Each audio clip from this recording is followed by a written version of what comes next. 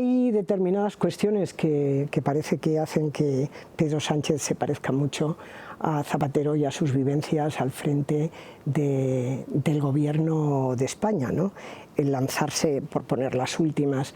a una serie de políticas de gasto que parecen más bien regalos que otra cosa, el tener unas cuentas desequilibradas y bueno, detrás está Europa. En el caso del presidente Zapatero, la pérdida de casi 13 puntos de déficit en 2 años, que fue lo que le pasó, lo que se encontró en Europa fue con una política presupuestaria muy estricta, una política fiscal muy estricta, que nos abocaba a un rescate en los términos ortodoxos de la palabra. Ahora, durante 2 años, Europa ha dejado de exigir la política fiscal estricta, es lo que el gobierno llama que no hay reglas fiscales. Sin embargo, el resultado de eso es que tenemos un nivel de endeudamiento insostenible y no el rescate, pero sí una situación muy problemática puede venir dada precisamente por eso, porque no se autodisciplinan fiscalmente en el gobierno y porque llegará un momento en donde no podremos colocar la deuda con tanta facilidad porque el Banco Central Europeo, cuando los otros países europeos empiecen a crecer por delante de España, empiece a retirar sus apoyos en compra de deuda en mercado secundario. Y claro, las cuentas españolas del gobierno español, del sector público español en este momento, si las comparamos con las de cualquier empresa, son las cuentas de una unidad quebrada, por decirlo así. Han planteado unos presupuestos de los que su fundamento, que es el cuadro macro, es como si fuera una pieza de atrezo. Eso es lo que he tuiteado yo esta mañana, sobre todo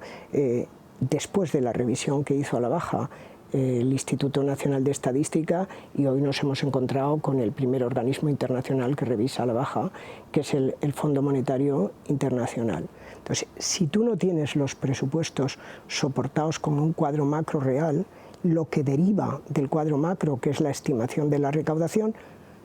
no es correcta. Si la estimación de recaudación no es correcta y ellos se han planteado una cifra de gasto igual, ligeramente superior a la del año pasado, pues lo que te encuentras es que ¿quién se perjudica? El déficit. ¿Y qué es lo que significa el déficit? Que para atender al gasto tú tienes que acudir al mercado de deuda.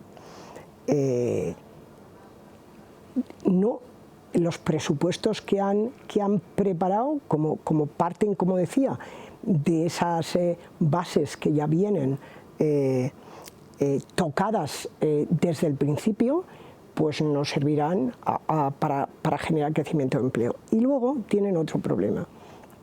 El gobierno le está llamando inversión social, pero lo que están poniendo en el presupuesto es gasto corriente y en muchos casos gasto estructural. Europa, y esto enlaza con la primera pregunta, está pidiendo que se avance hacia la ortodoxia fiscal y que no se incrementen los déficits estructurales. Y el camino que lleva el gobierno es justo todo lo contrario, con lo cual el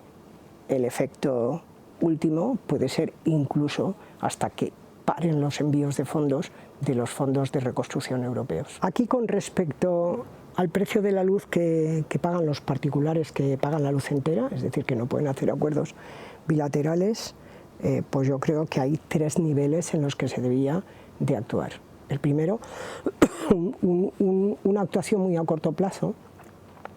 que es trabajar sobre la estructura del recibo, que es lo que hemos propuesto nosotros en el Parlamento, y trabajar sobre los impuestos que giran sobre el consumo de luz, estructura del recibo, las políticas energéticas sacarlas del recibo, igual que las políticas de vivienda no están en el recibo de no se sabe qué, o las políticas sanitarias tampoco, es decir, que no sean los que consumen electricidad y sobre todo los que no pueden llegar a acuerdos bilaterales sobre los que recaiga el peso de todas las renovables de primera generación o, por ejemplo, la financiación del extracoste insular, en fin, ese tipo de cuestiones que están dentro del recibo. Y después, sobre el recibo, en el recibo de la luz o con el consumo de la luz van una serie de impuestos como el IVA, que se ha bajado del 21 al 10 de forma temporal. Nosotros proponemos que sea el 10% de forma estructural, eliminar el impuesto a la generación, es decir, no solamente retirar cosas de la base del recibo sobre la que giran los impuestos, sino también bajar esa carga impositiva, porque al final son los hogares y las pequeñas empresas quienes más lo sufren.